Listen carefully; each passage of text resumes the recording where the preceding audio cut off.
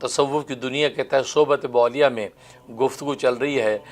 حضرت حکیم الامت مجدد ملت مولانا اشرف علی تھانوی رحمہ اللہ تعالیٰ کے مسائل السلوک پر، جو انہوں نے اپنی نابغہ روزگار تصنیف بیان القرآن جو ہے وہ تفسیر ہے، اس تفسیر کے اندر انہوں نے وہ جو مسائل ذکر کیے ہیں اس کا عنوان دیا مسائل السلوک، یعنی تصوف و سلوک کے حوالے سے کوئی بھی ایسے مسائل ہیں یا دلائل ہیں یا یہ کہ جو ایسی جو وہ مشائخ سلسلہ کے جو ہے کہ آداب و اطوار ہیں وہ قرآنی آیات سے ثابت فرمائے،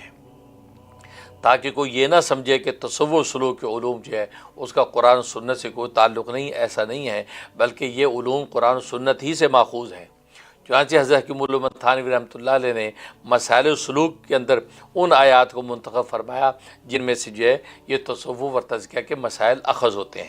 اور ان کو مینشن کیا، اور اس کے علاوہ انہوں نے اپنی کتاب التکشف اور التشرف نامی کتاب کے اندر احادیث جمع کی ہیں کہ جن احادیث سے تصوف سلوک کے مسائل ثابت ہوتے ہیں۔ تو گویا کہ علمی دنیا کے اندر یہ ایک زبردست انقلاب ہے جو حضرت حکیم الامت تھانوی رحمۃ اللہ علیہ نے جو ہے وہ برپا کیا ہے، تاکہ لوگوں کو پتہ چل جائے، خاص طور پہ وہ لوگ، وہ نادان لوگ جو تہمت لگاتے ہیں کہ تصوف سلوک جو ہے یہ کہاں سے بنا دیا، یہ جو ہے وہ خود ساختہ ہے، کہ علم ایسا نہیں ہے بلکہ قرآن سنت سے ماخوذ ہے۔ اور نبی کریم صلی اللہ علیہ وسلم کا جو وظیفہ ویزکیہم کہ آپ تزکیہ نفس فرماتے ہیں، تو ویزکیہم کا جو ہے گویا کہ یہ تسلسل اور اسی کا تکملہ ہے کہ یہ مسائل السلوک جو ہے آج آپ کو جو ہے مشائخ سلسلہ کی خانقاہوں کے اندر ملتے ہیں۔ تو بہرحال تو وہ گفتگو چل رہی ہے، تو آج جو ہے وہ سورہ بقرہ کی آیت نمبر 90 نمبر آیت پر گفتگو ہے، اس حوالے سے جو ہے حضرت حکیم الامت تھانوی رحمۃ اللہ نے جو چیز ثابت فرمائی اس کا ذکر کرتے ہیں۔ اعوذ باللہ من الشیطان الرجیم، بسم اللہ الرحمن الرحیم، بئس ما اشتروا به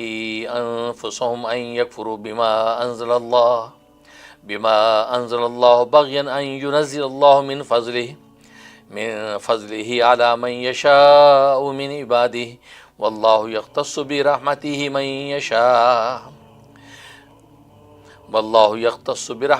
من يشاء فباءوا بغضب على غضب وللكافرين عذاب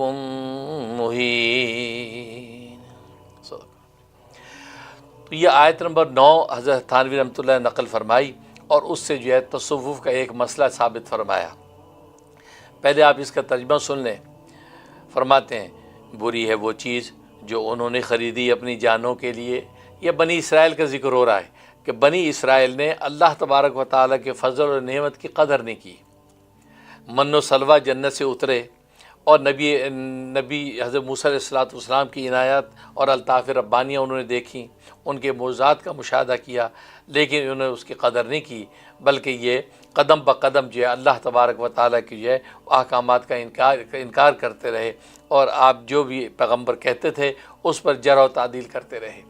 تو گویا کہ اس طرح کی انہوں نے سرکشی کی، تو اس کو ذکر کر رہے ہیں۔ بری ہے وہ چیز جو انہوں نے خریدی اپنی جانوں کے لیے، یعنی اپنی جانوں کے لیے انہوں نے کفر خرید لیا،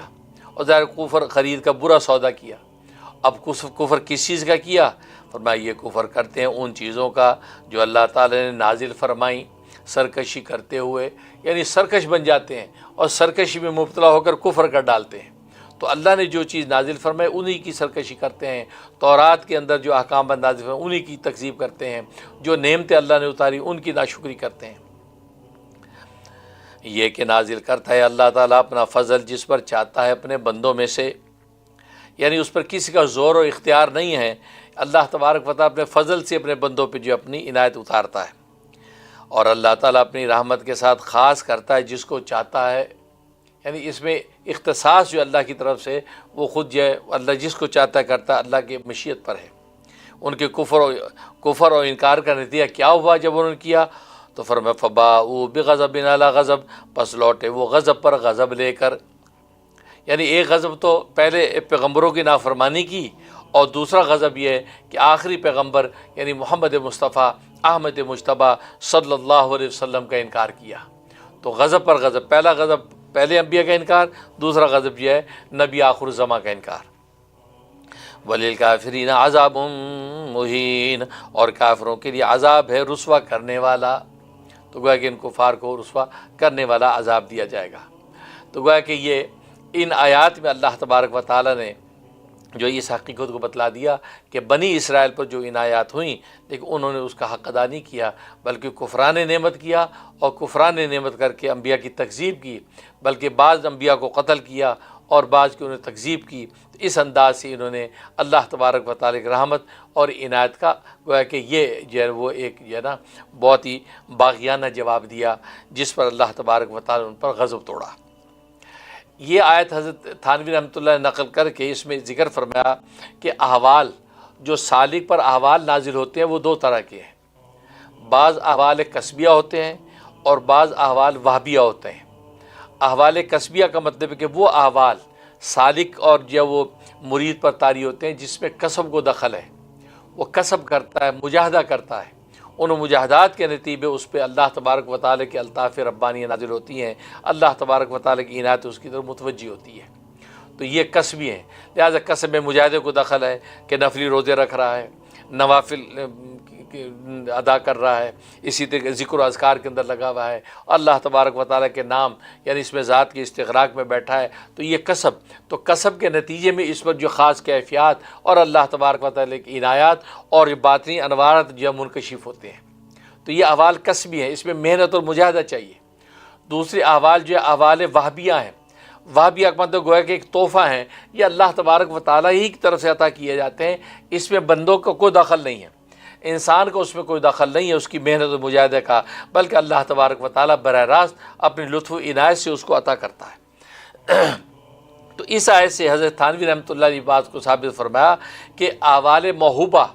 محوبہ یعنی جو اللہ کی طرف سے عطا کیے جاتے ہیں، محوبہ وہبی یعنی جو احوال ہوتے ہیں، وہ احوال جو ہے وہ اس کے اندر کسی قسم کا کوئی کسب کا دخل نہیں، بلکہ خالص اللہ کے فضل و مشیت پر مدار رکھتے ہیں۔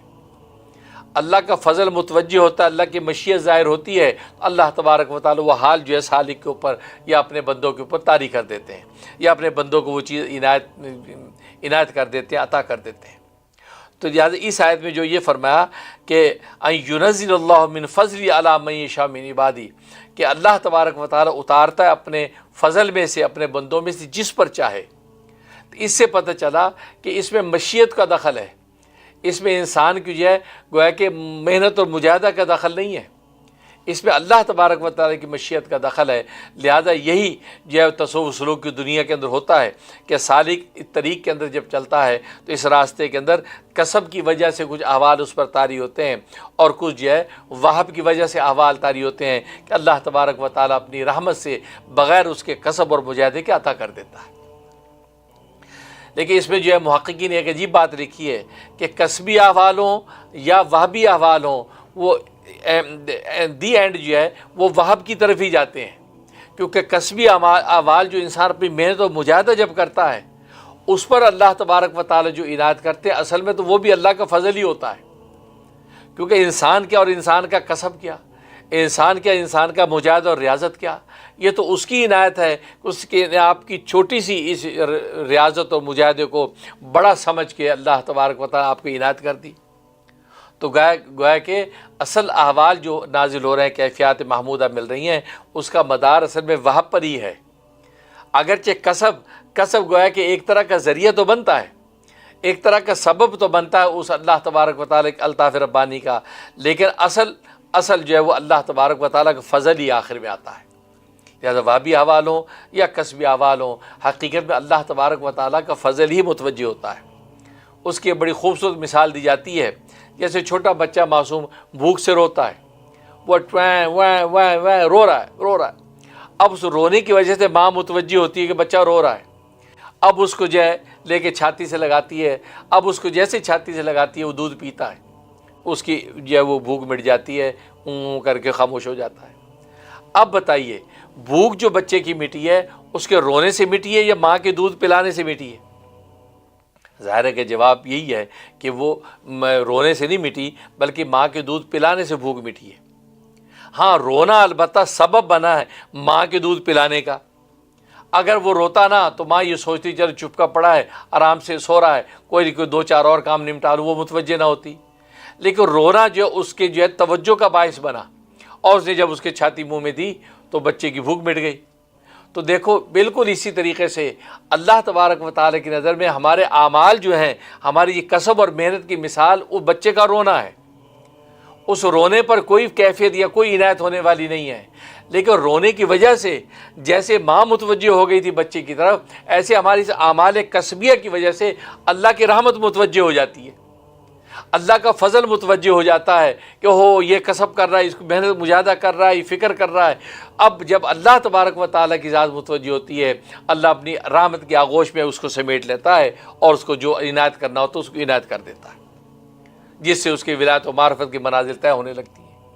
بس اب یہاں دیکھو اعمال کسبیہ کے ذریعے سے وہ عنایت نہیں ملی، عنایت ملی اللہ کے فضل سے، لیکن اللہ کا فضل متوجہ ہوا اعمال کسبیہ کی وجہ سے۔ جب اعمال کسبیہ ہم نے کیے، محنت کی، مجاہدہ کیے، تو اللہ تبارک و تعالیٰ کی رحمت متوجہ ہو گئی اور اللہ نے اپنی آغوش میں لے لیا اور ہمیں اپنی رحمت کا دودھ ایسا پلایا کہ سیر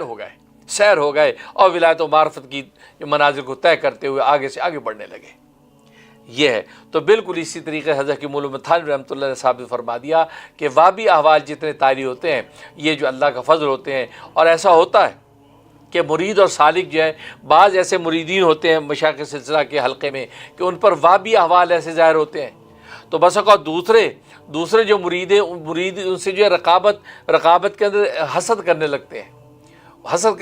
اس کو نیچا دکھانے لگتے ہیں کہ بھئی یہ عجیب و غریب احوال بیان کرتا ہے، یہ تو عجیب و غریب حالات بتاتا ہے، عجیب کیفیات محمودہ بتاتا ہے، یہ کیا بات ہوئی، ہم بھی تو یہ مجاہدہ کر رہے ہیں، ہم بھی تو ذکر و اذکار کر رہے ہیں، ہمیں تو نہیں، اس کا کیسے ہو گیا؟ نہیں، اس کو جو ہو رہا ہے وہ احوال ہے جو وہابیہ ہیں۔ اللہ تبارک و تعالیٰ کا اپنا بندوں کے ساتھ اپنا تعلق ہے، اللہ الگ الگ شان کے اندر ہر ایک کے ساتھ متوجہ ہے، لہذا اللہ اس کو اپنی طرف سے وہابی دنیا میں سے عطا کر رہا ہے۔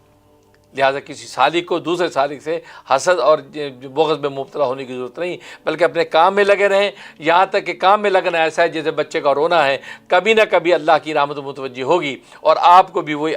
عنایات ربانی اللہ تبارک و تعالیٰ کی طرف سے نصیب ہو جائیں گی۔ اس طریقے سے طریقہ آگے بڑھتا ہے۔ تو بہرحال تو کہنے کا مقصد ہے کہ اس آیت سے گویا کہ حضرت تھانوی رحمۃ اللہ علیہ نے گویا کہ مشائخ سلسلہ کے اندر چلنے والی ایک چیز کہ جو وہابی علوم جو عطا کیے جاتے ہیں، وہابی کیفیت جو عطا کی جاتی ہیں، جس کی سب سے بڑی مثال حضرت خضر علیہ الصلوۃ والسلام ہے۔ حضرت خضر علیہ الصلوۃ والسلام کو اللہ تبارک و تعالیٰ نے جو علوم عطا کیے وہ وہابی علوم ہیں، اس میں کسب کا دخل نہیں ہے، بلکہ اللہ تبارک و تعالیٰ نے براہ راست وہ علوم ان کو عطا کیے، یہاں تک کہ وقت کے نبی حضرت موسیٰ علیہ الصلوۃ والسلام کو بھی عنایات نہیں کی گئی،